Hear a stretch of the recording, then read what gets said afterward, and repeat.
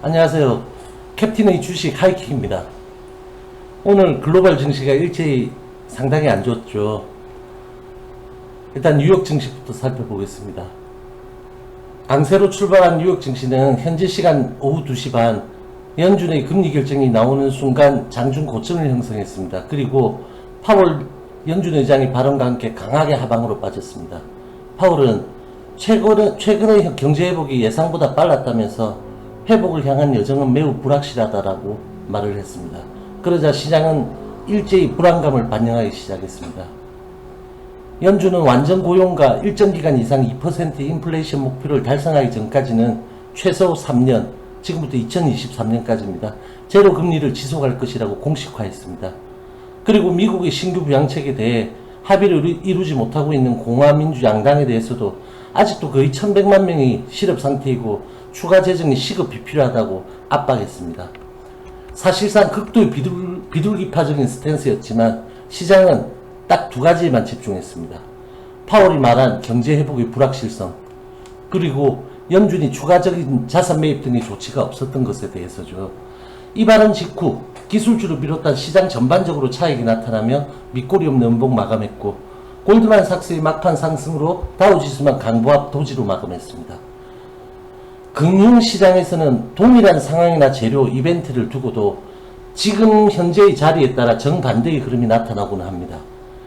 지금 증시가 만약에 저 밑의 자리였다면 연준의 이번 발언은 시장을 강하게 끌어올리는 힘이 되었을 겁니다. 왜냐하면 역사상 어느 연준도 3년간 제로 금리를 미리 시장에 약속을 해준 경우는 없었습니다. 3월 대폭락 이후 뉴욕 증시와 글로벌 증시를 이렇게 빠르고 강하게 끌어올린 것도 사실은 코로나 안정세나 경제 회복이 아니라 연준의 무제한적 돈풀기 등 완화적 부양책 때문이었다고 봐야 됩니다. 역사적으로 이번 연준은 지구 방위대라고 불려도 손색이 없을 것입니다. 작년까지는 금리 인하하라고 끌피다며 압박하던 트럼프도 코로나 이후 연준을 비난하는 일은 전혀 없어졌죠. 증시는 이미 높은 자리에 와 있고 피로감이 가득한 시장이라서 연준이 더 안 내놓는다는 것에만 실망하고 하락을 보인 것입니다. 같은 입장에 있는 우리 시장도 어제 오후장에 급격한 하방 변동성으로 신호를 주었고, 오늘 장 초반 강한 차익 흐름이 나타났습니다. 이후 일부 회복을 보이다가 외인 기간 양매도가 강해진 12시경부터 다시 급락이 나왔습니다. 코스피는 LG화학의 배터리 부문 물적 분할 이사의 결의 공시가 나오자 동반 폭락했고, 코스닥은 제약바이오의 강한 차익이 지속됐습니다. 그동안 시장을 이끌어오던 동학개미의 개인 수급은 상방 수급으로서 흔적은 없었고, 처음으로 겁을 집어먹고 주춤주춤하며 받아내기만 하는 모습이었습니다. 우리 장 진행 시간에 아시아 증시는 동반 약세였고, 미국 선물이 2%까지 낙폭을 키우며 분위기를 싸하게 만들었고요. 글로벌과 우리 증시의 조정이 찾아올 자리라고 지난 영상에서 말씀드렸습니다. 제가 생각하는 이번 조정은 지난 3월 대폭락의 패턴은 아니고 다소 강한 조정 후 반등을 반복하며 나오는 기간 조정의 형태를 보일 것이라고 판단합니다. 오늘 코스피 코스닥 양시장은 동일하게 5일선 이탈 11선 마감입니다. 코스피의 1차 지지선은 2345포인트, 코스닥의 1차 지지선은 847포인트로 보고 있습니다. 하지만 이제 글로벌의 이슈가 미국 대선으로 넘어간 상황에서 나타날 수 있는 관련 소식들에 의한 이슈들, 그리고 전통적으로 약세를 보이는 추석 연휴 전 연휴 회피 매물과 현금화 매물이 집중되는 추석 연휴 직전의 기간, 이 기간이 우리 시장의 가장 고비가 될 것으로 보입니다.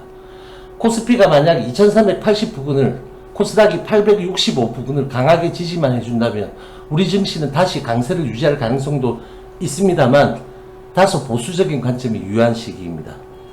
자, 시장은 이 정도로 둘러보겠고요. 제가 일요일에 두 번째 영상에서 대형주를 다룰 때 언급했던 LG화학입니다. 방송 당시 종가는 70만 5천원이었고, 저는 올라오는 이 35일선을 만약 하향 이탈한다면 63만 5천원까지 열어두고 다시 여기를 이탈한다면 더 깊은 가격 조정을 염두에 둬야 된다고 그날 말씀드렸습니다. 그런데 어제 장중에 LG화학의 전지 부문, 배터리 부문이죠, 물적 분할을 추진한다는 소식이 있었고, 시총 50조의 이 괴물은 어제 5%의 하락을 보였습니다. 그리고 오늘 시장 약세로 부진한 흐름을 이어가던 중 전지부문 물적 분할 공시가 나오며 LG화학은 장중 9%의 폭락을 보이게 됩니다. 1분봉인데요. 8월 급등 때 올라탄 동학 개미들은 멘붕이 왔겠죠. 2차 전지 대장줄에서 매수했는데 이런 게 어디 있냐. 이걸 좀 막아달라고 청와대 청원까지 올라오는 웃지 못할 일도 있습니다. 아니, 본인이 투자한 종목의 경영상의 판단과 의결을 청원이라뇨. 이제 8월 고점에서 77% 빠진 가격일 뿐인데 극단적 선택에 내몰리는 사람도 있다는 기사까지 나오고 있습니다. 우려하던 경험 없는 동학 개미들의 수급에 대한 부작용의 한 가지 예가 아닐까 생각됩니다. 제 생각은 이렇습니다. 당장은 시장에 혼돈이 있을 수도 있지만 궁극적으로는 비상장 신설법인의 신주를 100% LG화학이 보유하는 형태의 물적 분할이기 때문에 경영 집중과 효율성 등으로 봤을 때 LG화학 기존 주주들의 가치가 훼손되는 일은 없을 것으로 보입니다. 다만 시장이 예상치 못했고 혼돈스러우니 매물 압박으로 단기 주가 하락은 불가피합니다. 이틀간 11.1%가 빠지며 시총 5조 7천억이 증발했군요. 오늘은 제가 말씀드린 63만 5천원 이 라인을 살짝 하했다가 밑꼬리 단 상태에서 마감했습니다. 60일선 지지한 거죠. 내일 시장을 봐야 하겠지만 장 초반 일부 약세를 보이며 다시 지지를 확인할 수는 있지만 반등 자료로 보입니다. 하지만 낙폭에 대한 강한 반등이 아니라 기술적 반등의 수준일 겁니다. 반등 시 최대 반등치는 67만원 수준이고 조금 오버슈팅 한다면 이 갭 있죠.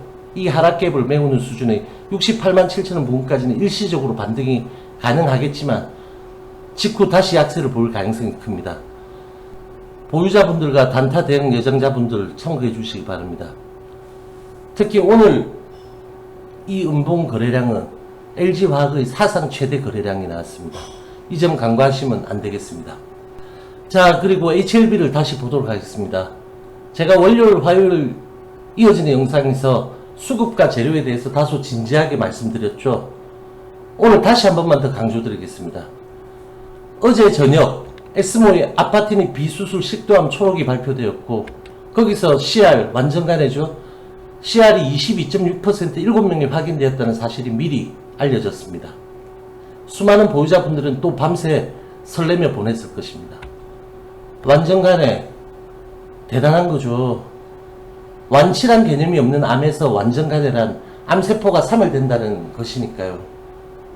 그런데 이번 임상이 몇 차 임상인지, 임상의 주체는 누군지, 임상 지역은 어디였는지, 그리고 이것에 대한 상업적 가치는 얼마나 있는 것인지 정확히 분석도 하지 않고 완전간해라는 단어에만 모두 열광하고 흥분했을 것입니다.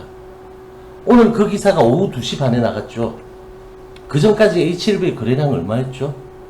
겨우 70만 주가 채 안 되었고 그 기사 이후에 거래량 집중이 나왔습니다. 보유자분들께서는 어제 저녁부터 다들 알고 계시는데 왜 오늘 아침에 갭도 크게 안 뜨고 왜 기사 전에 거래량도 없었고 시장 대비 HLB가 강세였지만 슈팅이 왜 없었고 왜 기사가 난 이후에도 엘레바를 100% 지배하는 HLB의 상승폭보다 HLB 생명과학이 더 급등이 나온 걸까요? 아직도 호재 기사가 자동으로 주가를 끌어올리 준다고 믿으시나요?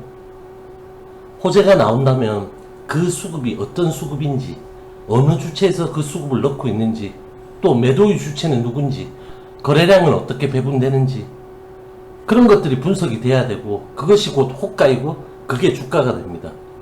어제 열광했던 보유자분들은 매수 수급이 주체가 아니라는 제 말씀에 대해 이해가 가셨기를 바랍니다.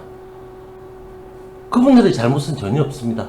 당연히 내가 가진 주식의 호재를 널리 알리고 싶고 누군가가 매수를 해줘서 상승하길 바라고 상승하여 대량 잔량이 유지 중인 공매도가 크게 빅녀스 먹었으면 좋겠다라는 마음이 당연히 있습니다.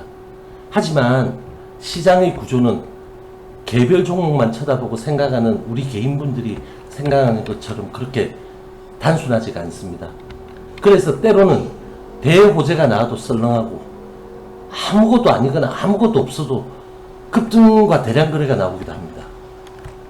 여기에 대해 설명은 다음에 시간을 내어서 제가 해드릴 수 있는 기회가 있었으면 좋겠습니다. 제가 이틀 전 영상에서 이 라인을 강하게 돌파하면 이 라인까지 강하게 갈 수 있다고 두 번에 걸쳐서 말씀드렸습니다. 어제 장초반 수급으로 108,000원 고점을 기록하면서 지금 이 라인을 강하게 돌파를 했었습니다. 그런데 오후장 시장 약세로 거래량이 급감하면서 윗꼬리를 달면서 이 라인 밑으로 다시 내려왔습니다. 하지만 상승시 거래량보다 윗꼬리 달릴 때 거래량이 적어야 긍정적인 겁니다.